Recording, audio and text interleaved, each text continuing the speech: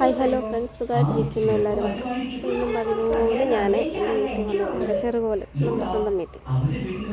ഇന്ന് വന്നതെന്ന് വെച്ചാൽ നമ്മുടെ അമ്പലത്തിൽ ഉത്സവം തുടങ്ങിയായിരുന്നു. ഉത്സവമായിരുന്നു, ഇന്ന് 10-ാമത്തിന് ഉത്സവമാണ്.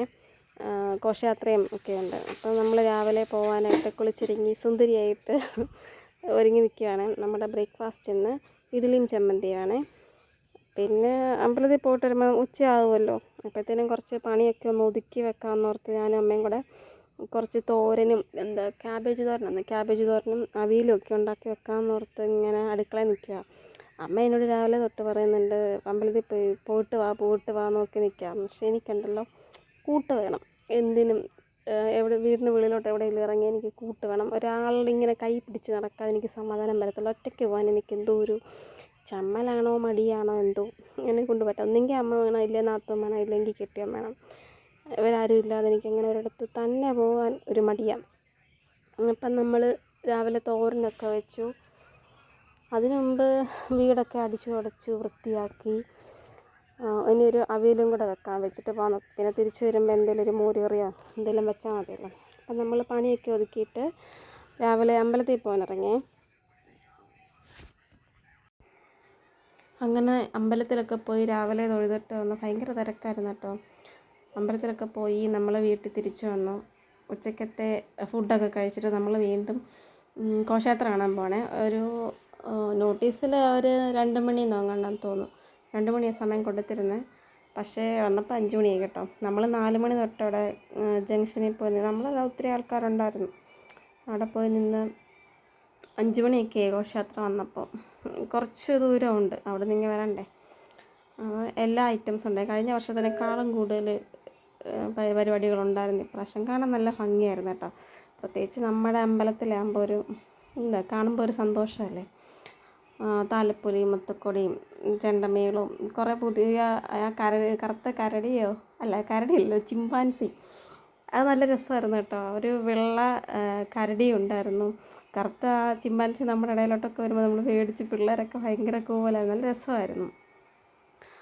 അതുങ്ങൾ നിന്ന് ഡാൻസ് കളിക്കുകയും. ഈ ചൂടത്ത് എങ്ങനെയാണാവോ അതിൻ്റെ അകത്ത് കയറിയിരിക്കുന്നല്ലേ, സമ്മതിക്കണം. പിന്നെ അത് അവരുടെ ജോലിയാണല്ലോ, നമ്മളത് പറഞ്ഞിട്ട് കാര്യമില്ല, സെൻറ്റിമെൻറ്റ്സ് പറഞ്ഞിട്ട് കാര്യമില്ലല്ലോ.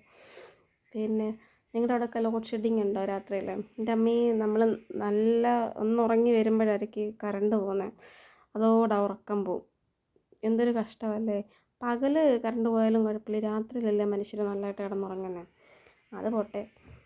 പിന്നെ നമ്മുടെ ഒത്തിരി കെട്ടുകാഴ്ചയൊക്കെ ഉണ്ടായിരുന്നേ, ഓരോ കരക്കാരുടെ. ഇതിപ്പം ഇപ്രാവശ്യം തൊട്ടാന്ന് തോന്നുന്നു ഈ നല്ല കെട്ടുകാഴ്ചയ്ക്കുള്ള ട്രോഫിയൊക്കെ കൊടുക്കുന്നുണ്ട്. അത് വൈകിട്ട് അവിടെ അമ്പലത്തിൽ വൈകിട്ട് പരിപാടിയൊക്കെ ഉണ്ട്. അതൊക്കെ കഴിഞ്ഞിട്ട് ലാസ്റ്റിലായിരുന്നേ. നല്ല കാളയ്ക്കുള്ളത്, പിന്നെ പ്രോത്സാഹന സമ്മാനമായിട്ടുണ്ട്. നല്ല കാളയ്ക്കുള്ള എനിക്കൊന്ന് ഞങ്ങളുടെ അടുത്തുള്ളൊരു സ്ഥലത്തുകാർക്ക് പ്രോത്സാഹന സമ്മാനം വാഴക്കുന്നം ടീമിനായിരുന്നു കേട്ടോ. നല്ല ഭംഗിയായിരുന്നു കാളെ കാണാൻ. ഒരു കൊച്ചു കുഞ്ഞ് മറ്റേ കാവടിയല്ല, മയിൽപ്പീലിയൊക്കെ വെച്ച് നല്ല രസമായിരുന്നു കാണാൻ.